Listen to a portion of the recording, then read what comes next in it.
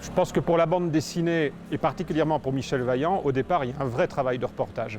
C'est-à-dire que même si les histoires sont inventées, même si c'est de la fiction, ça se passe dans un cadre réel. Et il y a un côté presque documentaire et extrêmement réaliste. Et donc, pour faire une BD qui tienne la route, il faut vraiment se documenter comme le ferait un reporter, c'est-à-dire prendre des photos de détails techniques, parler avec les ingénieurs qui sont là, parler avec Roger Schrauer, le pilote.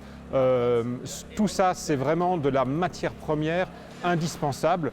Après, dans le scénario, c'est vrai qu'on va inventer des situations, des choses qui ne sont pas, mais tous les éléments techniques, automobiles, technologiques sont réels. Ça intéresse d'abord le scénariste de bande dessinée parce que c'est la réalité, c'est ce qui est en train de se passer. D'un point de vue de documentation, j'ai besoin de toutes ces informations.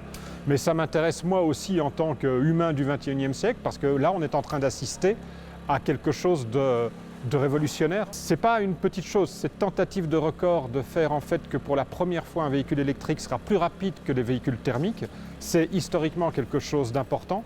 Et surtout, ce qui est impressionnant, c'est de voir le travail qui est fait avec des jeunes ingénieurs qui pensent différemment, qui ont besoin d'imagination, de trouver des solutions qui n'ont jamais été trouvées avant, à des problèmes qui ne se sont jamais présentés avant. Et là, on est aussi dans le domaine de l'imagination et de la création.